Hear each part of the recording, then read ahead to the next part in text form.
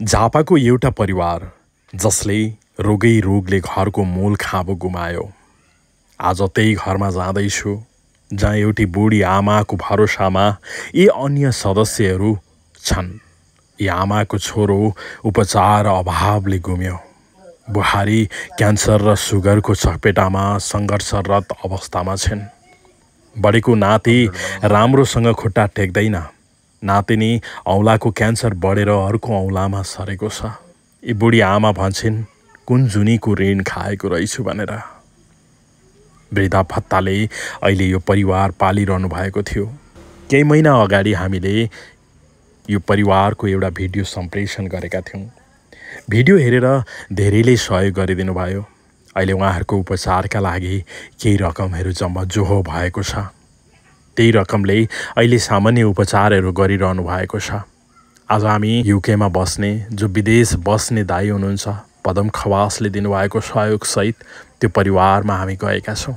अहिले कसरी उपचार गरिरहनु भएको छ, अहिले अवस्था कस्तो छ, आज हामी यो भिडियो तपाईँहरूमाझ प्रस्तुत गर्दैछौँ। परिवारको अवस्था यस्तो रहेछ। हामी पुग्दाखेरि यस्तो अवस्थामा हामीले भेटेका छौँ। दर्शकबिन, म मदन सङ्ग्रोला। यतिखेर म झापाको कन्काई नगरपालिका वडा नम्बर 5 मा छु। यो तुलसीबारी अलिकति ओरतिरपट्टि एकजना दाई जो कर्णबहादुर मगर दाई हुनुहुन्थ्यो, उहाँको घरमा आइपुगेको छु। यो घरको लागि हामीले धेरै सहयोगहरू सङ्कलन गरेर बुझाएका छौँ। आज हामीलाई एकजना विदेशमा बस्ने दाई पदम खवासले यो घरका लागि भनेर केही रकमहरू पठाइदिनु भएको छ। आज आउँदाखेरि यो घरको अवस्था बुझौँ, आमाहरू के गर्नु हुँदैछ, भाउजूहरू कसरी हुँदैछ। एउटै घरका चारैजना बिरामी यो अनि एकजना कर्णबहादुर दाईले हामीलाई यो भौतिक रूपमा छोडेर गइसक्नु भएको छ। आज दाईको घरमा आउँदैछौँ, कसरी उपचार हुँदैछ यो घरका लागि हामीले चाहिँ केही सहयोगहरू बोकेर आएका छौँ। यही घर हो दर्शकबिन, यहाँनिर छ। जति दिनु भएको छ सहयोग उहाँ भाइहरूले राखेर दिनुभएको छ होइन। उपचार भइरहेछ।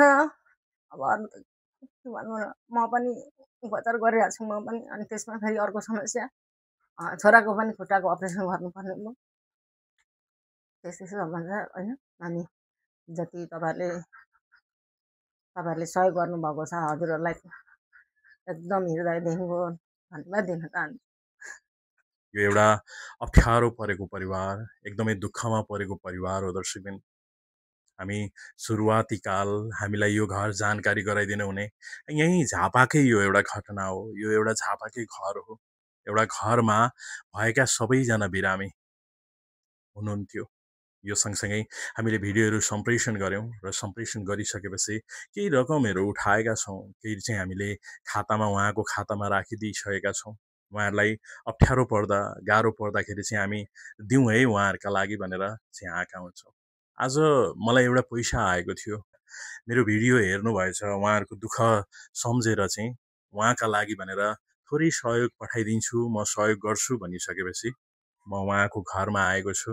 आज पनि अवस्था त्यही छ। कस्तो अवस्थामा उपचार गर्नु हुँदैछ भनेर मैले आज सोधेको छु।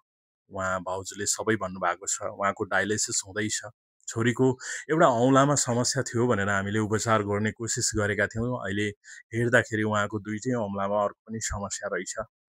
भाइको पनि खुट्टामा समस्या, जुन खुट्टामा नर्मल समस्या होला, उपचार अपरेसन गर्दा भइहाल्छ भनेको आज 4 लाख 4.5 लाख भन्दा धेरै खर्च होइन। भाइको 4.5 लाख भन्दा पनि धेरै खर्च आउँछ भनेर भनिएको छ। जहाँ 85 वर्षकी लगभग 90 वर्षकी आमा हुनुहुन्छ।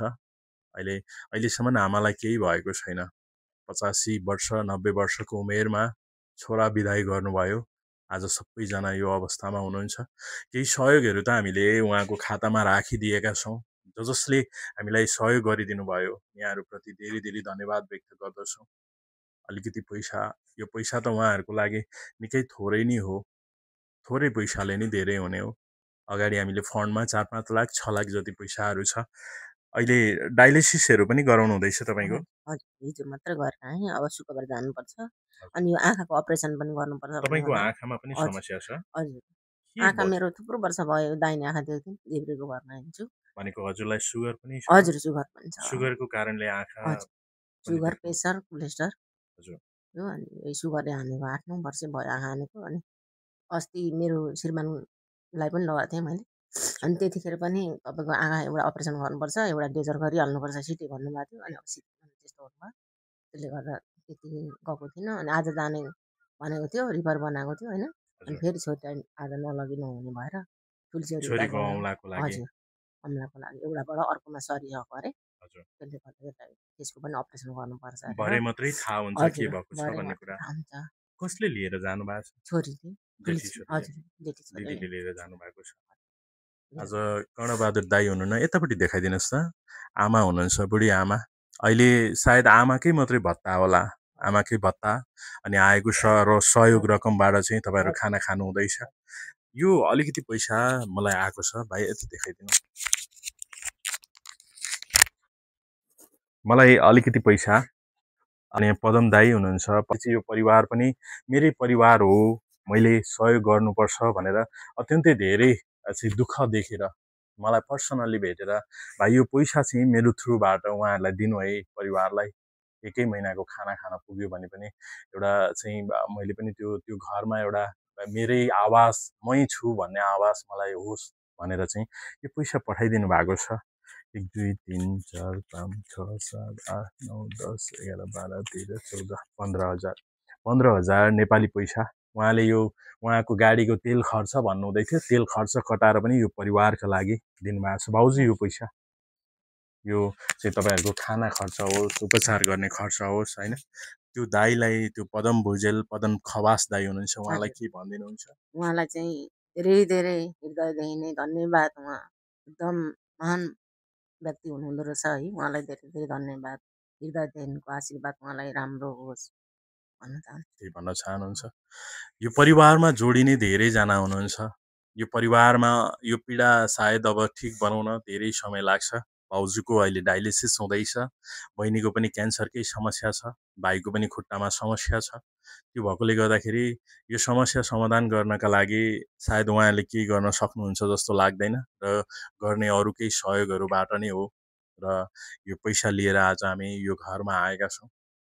एउटा दुःख परेको घरमा, अप्ठ्यारो परेको घरमा थोरै रकम आयो भने पनि एउटा पक्कै पनि मलम पट्टी बन्ने थियो भने हामीले चाहिँ यहाँका युवाहरू जो डिल्लु उफ्रेती, रोशन चुडाल, अन्य दाईहरू धेरैजना हुनुहुन्छ। अहिले पनि उहाँहरूलाई पर्सनल्ली कसैको जन्मदिनमा चाहिँ पैसा आइरहेको छ। अहिले उहाँहरूको नाममा एउटा खाता खोलिदिनु भएको छ, लगभग 6-7 लाख रुपियाँ पैसा भयो होला, त्यसमा उहाँहरूले उपचार गर्नु हुँदैछ। तपाईँहरू पनि चाहिँ एउटा परिवारलाई, यो अप्ठ्यारोमा परेको परिवारलाई थोरै भए पनि सहयोग गर्नुहुन्छ भने चाहिँ मैले सम्पर्क नम्बर राखिदिएको छु। यो जीवनभरका लागि हामीले गरेको कर्म हो होइन। हामीले गरेको कर्ममा धर्म कमाउने भन्छौँ नि, हामी मन्दिरमा गएर त धर्म कमाइरहेको हुन्छौँ, ढुङ्गालाई पूजा गरिरहेको हुन्छौँ। अप्ठ्यारो परेको बेला मात्रै, यो घर मात्रै होइन, यो घर जस्तै अरू धेरै समस्या परेका पनि छन्। आज यो घरमा आएर मैले यो भिडियो सम्प्रेषण गरेँ, अत्यन्तै धेरै सेयर गरिदिनु होला। उपचार गरिरहेको छ, अरू फाल्टो खर्चमा केही पनि गरेको छैनौँ। हामीले उठेको पैसा सबै जति बिरामीको लागि गरिरहेको छौँ। हजुरहरूलाई धेरै धेरै धन्यवाद छ, लन्डनबाट पठाउनु भएको रहेछ भाइहरूले होइन, उहाँहरूलाई धेरै धन्यवाद छ एकदम हृदयदेखि। राम्रो होस् उहाँहरूलाई। एकजना घरमा काम गर्ने दाई हुनुहुन्थ्यो, अहिले दाई पनि हुनुहुन्न होइन। हजुर, उहाँ मेरो बुढा हुनुहुन्थ्यो, उहाँलाई पनि बचाउन सकिनौँ हामीले, उहाँ बितिसक्नु भयो। म नोबेलमा भर्ना थिएँ त्यतिखेर, उहाँ अर्कै हस्पिटलमा भर्ना हुन्थ्यो, हाम्रो भेट पनि भएन, बोल्न पनि पाइनँ। मैले एकैचोटि लास मात्रै देखेँ माइमा चलाउने ठाउँमा। यति दुःख परेको छ मलाई।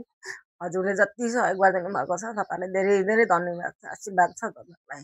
नमस्कार, म चाहिँ दिदीको छिमेकी हो, यो घर हो। पहिला दाई हुनुहुन्थ्यो, दाई पनि बित्नुभयो। अहिले दिदीको पनि औषधि हुँदैछ, डायलिसिस गर्दैछ।